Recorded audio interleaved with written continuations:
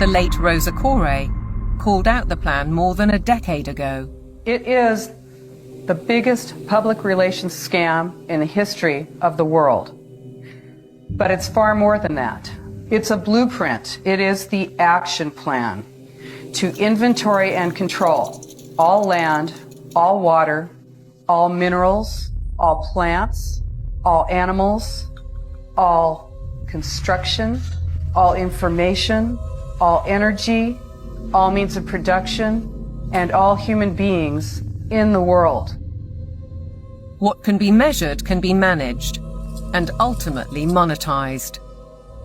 In fact, a study at Yale University has calculated that the natural assets of the world are worth $5 quadrillion. Is this the basis of the new world monetary system? And is it the deep underlying reason for the United Nations project to rewild 50% of the Earth by 2050? They talk a lot about biodiversity. They want you to think like, oh, we're going to preserve the toucans and the parrots and the lizards. But when you actually dig into this, what they're talking about is creating, and they're working on it now, an international database with virtually all of the genetic material of all of the species on the planet. And then they want to start mixing and matching it. Bill Gates, ultimately, and his buddies want to end up in total control over all life on the planet. Is it a coincidence, then, that Bill Gates has become the largest private landowner in America while planning to build smart cities in which to corral the general population? What is indisputable is that the oligarchs of global business are embedded in United Nations policy. They don't care about the planet. They care about getting in. Finance goes to where it gets the greatest return. There's a move into the green finance. It's all about profit. It's not about the planet. This is not conjecture. Under the guise of climate change and net zero, vast fortunes are already being amassed. Take carbon exchange markets. Companies emitting excess carbon dioxide can buy credits from businesses that are carbon negative. But increasingly, many are paying a high price to offset their emissions against land schemes. Grasslands, forests, conservation projects, and so on. Some legitimate, others not so. Either way, the brokers and middlemen get rich, while having no impact on actual carbon emissions. We've also seen the emergence of natural asset companies, whose name says it all. They identify the asset and then issue shares in that asset out of thin air, essentially. And they can sell it to financial institutions, asset managers, sovereign wealth funds. And then they go public and have an IPO, and that funding is, they say, meant to preserve the natural asset. But elsewhere, they say that their main purpose, like so much else, is to generate profit for shareholders. It has nothing to do with preserving the environment. That is literally just the talking point they think will stick and sell. We're all in it together. We got to save the planet. So let's allow the bankers to create a new racket that makes the natural world collateral. So if everything in nature is to be traded on financial markets, setting a value on the land we walk on and the air we breathe, why do we, the public, have no say? There's no route that an ordinary person can take to make a representation to United Nations. So it's fundamentally undemocratic. Wow. I know I say all the time that all this evil around us always comes down to someone just trying to make money, but this is ridiculous. It sure makes all the pieces fall into place though, doesn't it? Knowing that this is their eventual game plan to monetize every blade of grass on the planet, then they'll really be able to start pushing these draconian global warming laws. If they lay claim to every resource in the world, then they'll have legal justification for keeping us out of the forests and out of the mountains. We won't even be able to say that we have a right to go camping if they get a court to side with them that they have ownership over everything. Everything is going to be private property, and we won't even have an option to have part in that ownership. Unfortunately, it looks like they're already successfully pulling this off in multiple locations all over the planet.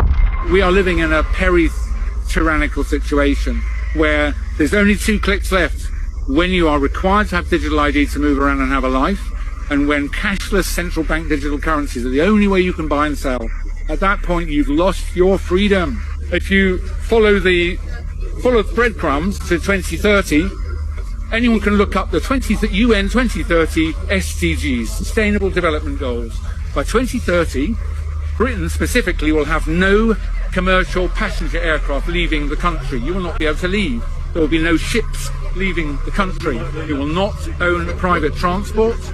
You will have a digital ID to do everything, and you will only have electronic money with which to transact. I would say at that point you are a slave, and because you can see them coming, you should say no. Say no right now. Stop. The things that are happening are really fantastic, but they go back decades. There's no question that there's been a very long run-up to the level of control that we are going to face if we allow cash to be winked out of existence. I just have one question. If they say their agenda is to successfully pull this off by 2030, what about all the people who own land right now? What are all these people going to be told in regards to how their privately owned property is being taken away from them? I'm sure they have a plan for that, because they have a plan, it seems, for everything. But I just haven't been able to find that piece of the puzzle yet. Are they just going to take everything by force? Or are they just going to tell everyone that they have to give up their private property in order to access the CBDC? I think all the bunkers that the elites have been building is sure making a lot more sense right now. They know they're about to make that final big grab for total control, and there's going to be an uprising. I think they planned on a lot more people going down during the pandemic. But how do y'all think they're going to institute this nobody owns anything part of the plan? Hey, don't forget to click like and subscribe if you haven't already, and don't forget to leave your comments down below. I had to become a Freemason, because you can't get involved in Satanism on the hardcore level without first being a Freemason. That was my official shrine portrait, which they took as part of my initiation. I was ready to become involved in hardcore Satanism. What did that mean? Well, that meant I had to sell my soul to the devil. I had to sign my name on the contract in blood. I had to sign my name in the black book. You gotta understand something. The satanic doctrine here is that hell is not what we believe it is, or what the Bible teaches it is. The satanic doctrine is that hell is this incredible party. It's like a nonstop, all eternity.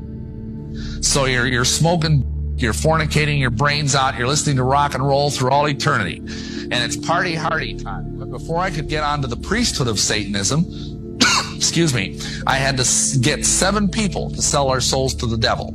The other thing I had to do, and this might astonish some of you, is I had to become a Catholic priest. I had to go back to my original vocation, because you cannot be a satanic priest unless, first of all, you're a Catholic priest. And if that surprises you, I just suggest that you go and you read some of the medieval literature. You'll see that that is in fact the case. Masons are like, they can't reproduce themselves naturally. They can only, yeah, amen, they can only recruit. You know, think of that. That's the way with every cult.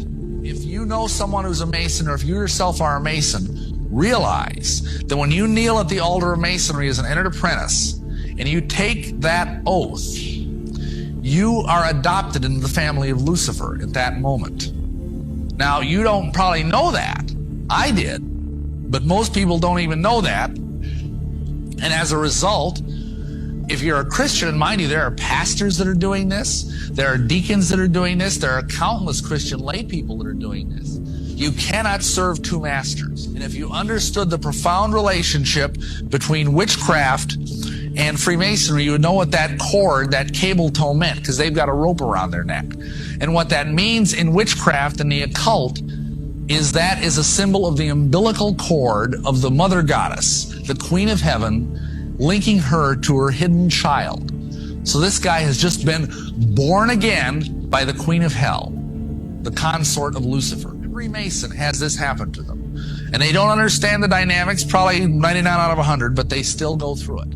I put that in there because of his claim that in order to be a priest of the Satanic Church, you had to first be a priest of the Catholic Church. That's not the first time I've heard that. It's just been a while since I've heard it, long before I became a Christian, and it just made some things click in my head. I've got a close friend who's toying with the idea of joining Catholicism right now, and it's scaring the crap out of me. The guy is a believer, but he's falling into their trap of their claim that they're the oldest surviving church, that they must be the correct church because they've been around for so long. I just don't see how people can't see how blatantly evil and anti-God they are. It makes me absolutely sick, though, to see just how many people genuinely want a relationship with our Creator and they're falling into these false churches. I think that's Satan's biggest trick, making everybody think they're doing the right thing by setting up these false churches that are really just his church in disguise. One of the most interesting conversations I've ever had, I had with a very spiritually attuned, very smart friend of mine, and I was saying, you know,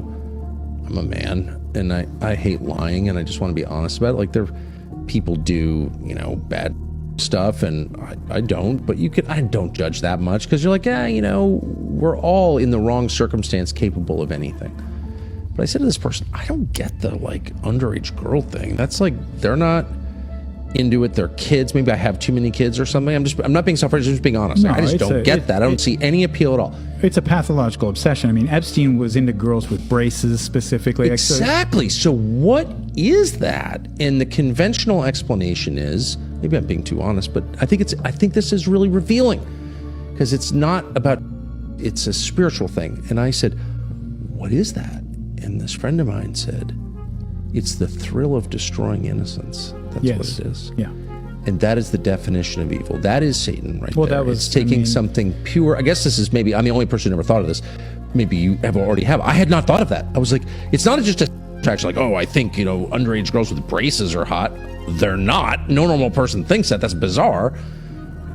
No. The idea is that I'm destroying something that's pure. Yeah, and throughout history... Well, that's Satan acting, sorry. Throughout history, people have looked at that as something that confers power. That's what child... Exactly! You know? And where people get that idea, I don't know, but it's apparently deeply ingrained enough. It's not an idea, it's a spiritual reality. And it's like the core of the Christian message where, you know, Satan says at the end of the 40 days of temptation to Christ, you know, we bow down before me, and I'll give you all this power. And that's clearly the arrangement, which is explicit or not, but it's real not nonetheless, between leaders when they kill in a wanton way, which most of them do, and when they destroy beauty and innocence. You're doing that in exchange for power, and it is a real trade. Like, that's all real.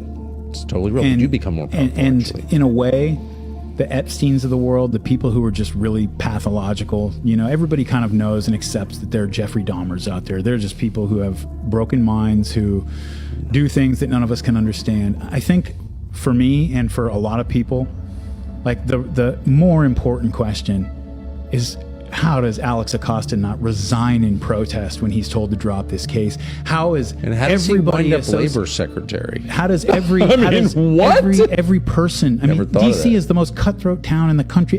They will take anything out of context if they have to destroy you. I know. And you got this guy who's literally displaying pictures of kids on his wall, never even comes up. Like, it's all just normal. It's all good. And you say, like, the people that are more interesting to me are the quote-unquote ordinary-ish people who were going to that party and thinking that what they're looking at is normal. I've said for a long time now that it didn't make any sense to me how these people involved in this stuff could be on board with doing such evil things, especially considering the fact that if they believe in Satan, which they clearly do if they're worshiping him, then they must also believe in God. If Satan is real, then the one who created him has to also be real. But I've always wondered how they could be so enticed by power and money in this life that they would give up an eternity in another life, and all for these little gains that in the end don't really mean anything. Hearing in the clip before this one, though, that they think that the biblical representation of what hell will be like is incorrect and they have a completely different idea about it, that makes perfect sense. But think about this. Even if hell was the way they've all deceived themselves into thinking it is, you would still have to have a very broken mind to think that that was a better place to go. If the afterlife that they're looking forward to is actually real, who in their right mind would want to go to a place like that? You would have to spend all of eternity looking over your shoulder, worrying about people who are capable of doing the same things that you're capable of doing. Though as I say this, I realize they couldn't possibly be in their right mind. But how is that appealing to anyone? The really big dangers of CBDCs are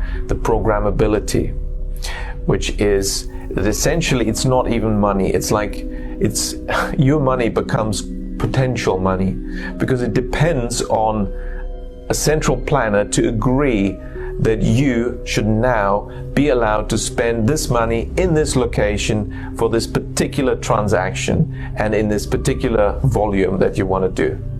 Well, why should that be conditional? But it is going to be when they describe programmability. That's what it's all about. That you can, I mean, of course, they present it from a positive side. We can give money to the people who really need it. That's how they will formulate it. But the other side of the coin is that this means that they have their ideas on who should spend money on what and when. And that will be reflected, and sometimes when you want to spend, they'll decide this is no good because you've already used too much carbon.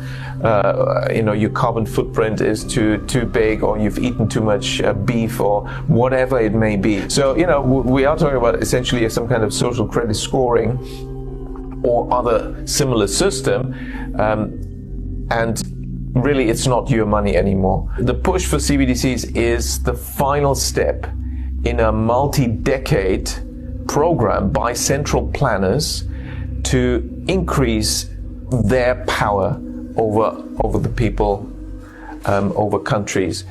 This is the ultimate step because the powers of CBDCs are so extraordinary that, I mean, even the worst dictators in past centuries could only have dreamt of having such enormous power over the lives of so many people. We are talking about a very dystopian future if we allow central banks to issue central bank digital currencies. And it will be a completely totalitarian system of such frightening proportions, it's hard to imagine. Here's what I'm worried about, because we all know this is coming, but once it does, that's all she wrote. There's no more fighting back against a corrupt system. There's no more peaceful or even unpeaceful protests. There are no more secret armed militias ready to defend their small town. With them controlling all of the resources, controlling your means to fund absolutely any movement at all, everything can be shut down with the click of a button. You won't even be able to help your neighbor if you see them going hungry. If your neighbor gets their access cut off and you try to slip them some bread behind closed doors because you don't want to see them starve to death, you're putting yourself at risk of having your access cut off. And look at China. This stuff is happening there already. I just hope the world wakes up and starts fighting back against this stuff while we still have some sort of a chance. Just a quick video today, the day after a lunar eclipse on January 31, 2018. A Facebook friend of mine, Ron Hagberg, who resides in Florida, captured both video and photographic evidence last night of the lunar eclipse that, in my opinion, blows the globe model of the Earth out of the water. At least the lie we are fed that a lunar eclipse is caused by the Earth's shadow being visible on the moon. Now, we're all told that the phenomenon of a lunar eclipse happens when the sun, the Earth, and the moon are all lined up, and the Earth's shadow caused by the sun's light is visible on the moon, so the darkened area we see is supposedly the shadow and the quote-unquote curve of the Earth. But what Mr. Hagberg documented last night, as you can see here, is the alleged shadow of the Earth completely upside down from where it should be on the globe model. If the darkening area of the moon is believed to be the Earth's shadow, then why isn't the shadow appearing on the other side, or the bottom of the moon?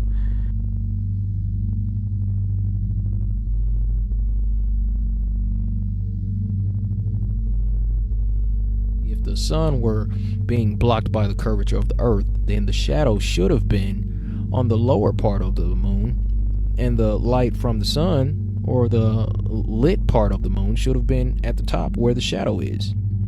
It's completely opposite of what we should see according to the heliocentric model and what we've been told.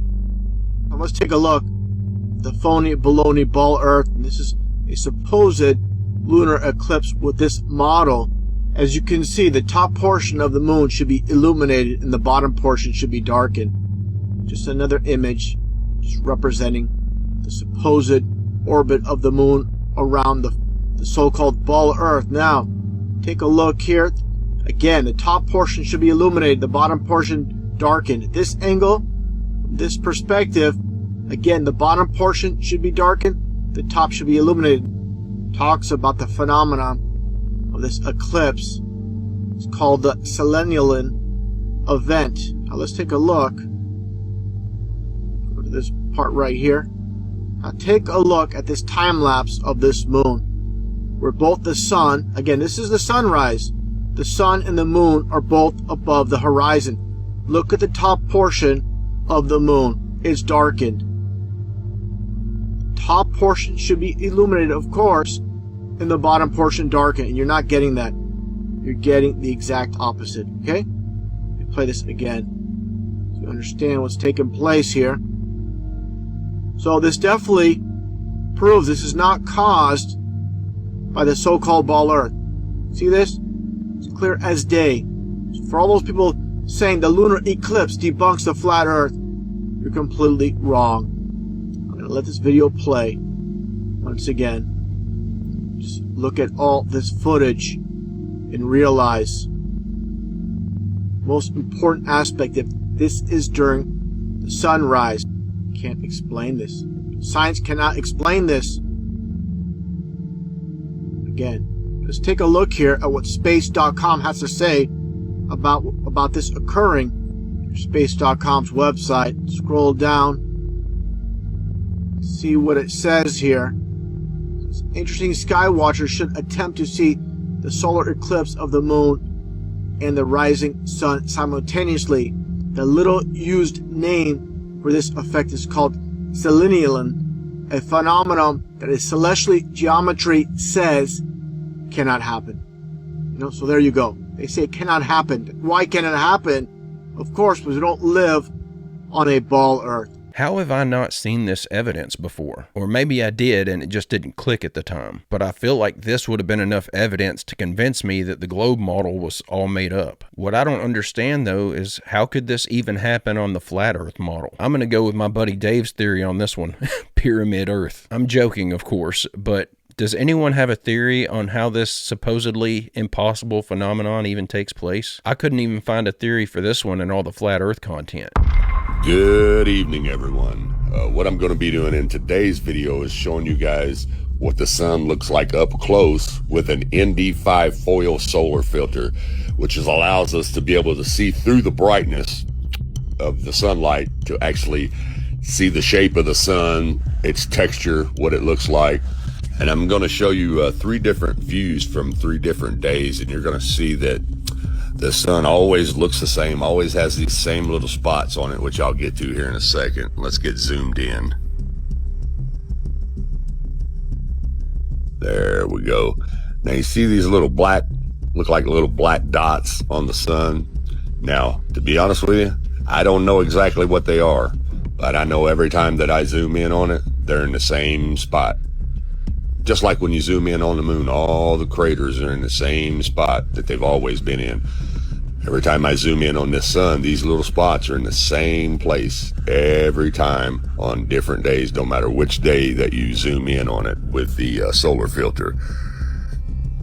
And the cool thing about the solar filter is most of the time you could use your P1000 or your P900 and you'll never be able to see what I just showed you without the solar filter, because the sun is too bright, and this filter, it just filters out that brightness so you can actually, like I told you earlier, see the texture of the sun itself. Now, I'm not for sure if you can actually buy this filter for the Nikon P900. I just know that they have it for the P1000. So if you have a P900, you might want to kind of research that, maybe look it up and see if they have one. I'm sure they probably do, but I know they have one for the P1000, and it does a fabulous job, as you can see right here. Now you're getting ready to see those little black holes, those little black dots again, in the same place that you seen them when I showed you the first time. They're always there, which tells me that this is not a big ball of fire like they tell us that it is. That's a bunch of bull crap. You don't see a big ball of fire anywhere on this. It just looks like a big light with some little black dots, holes in it. Not to mention the fact that I shouldn't be able to zoom in on this at all with a camera. It's supposedly 93 million miles away. Think about that. 93 million miles away. Trust me, there is no camera in the world that can see 93 million miles away. Okay, now this is a total different day here.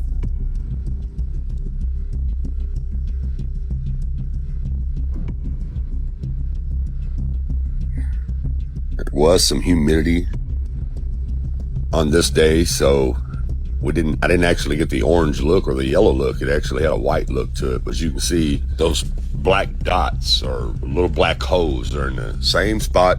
When you zoom in on them, well, you see the atmospheric reaction kind of blurring there over them, but they look the same every time. I don't know what that is, but it's something.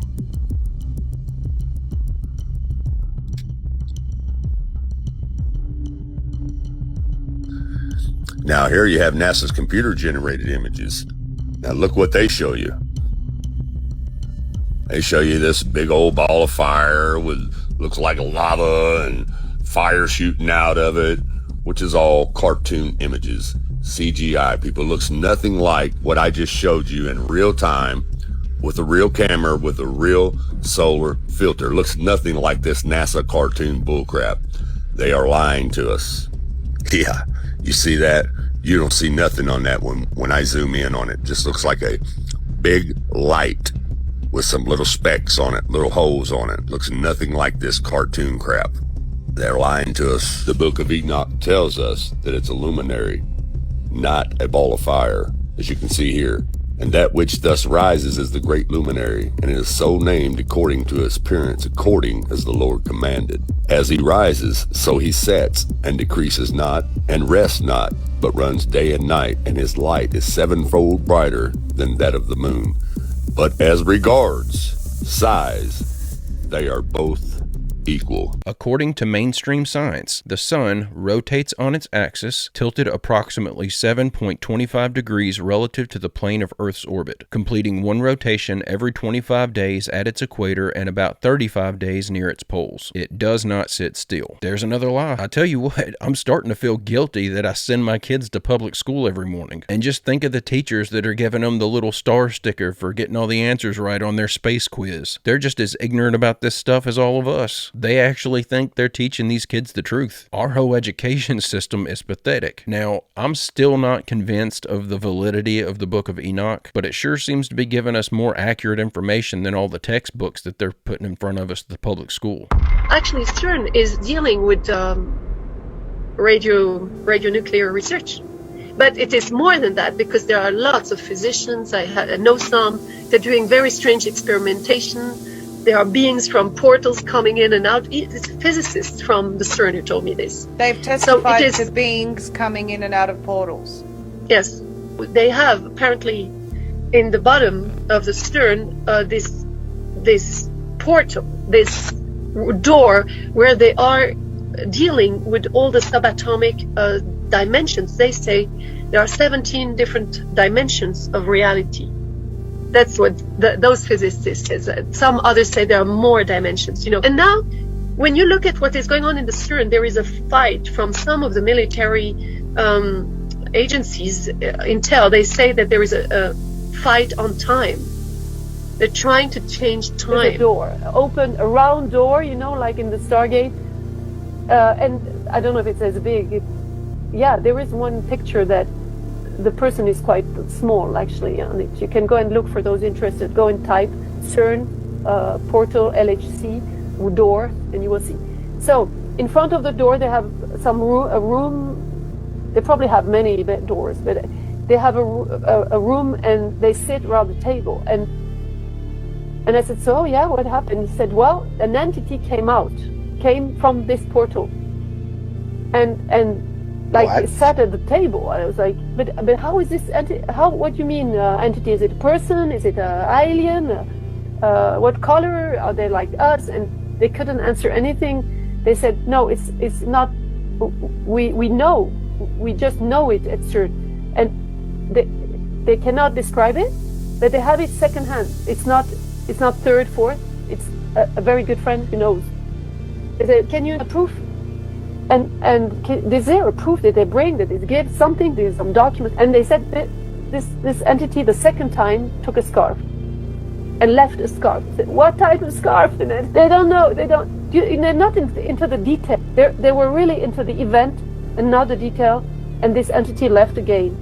So that's the short scoop that started me trying to look for that. With as much as it seems that the answer for almost every conspiracy theory leads back to demons, I just don't see how that could possibly be anything good popping out of that door. This just screams interdimensional demons to me. I actually find it kind of hard to believe, though, that any of this is real. And I'm not saying that it isn't. I'm just saying it's very difficult for me to believe it. But I have a difficult time getting on board with the different dimensions theory or the time travel stuff. There's a lot of these things that just seem too far-fetched for us to be able to figure out, even if they were true. But when you look up in the sky and you see all these alien-looking aircraft and stuff that we've built that completely defy the laws of physics, it does make it a little difficult to just write it all off. What do y'all think? I do at least feel like this lady thinks she's telling the truth. She is giving a third-hand account, though, according to her own words. So there's a lot of room there for someone to be spreading some nonsense. But guys and gals, that's the end of our clips for the day. I'm going to go ahead and end the video right there. I hope y'all enjoyed these clips we watched together today. I'll be back tomorrow with another video. I hope you come back to join me. Don't forget to leave a like and subscribe if you haven't already. And don't forget to leave your comments on the video clips down below. But guys and gals, I hope everyone has a great, safe, fantastic rest of your day, and I will see you all tomorrow.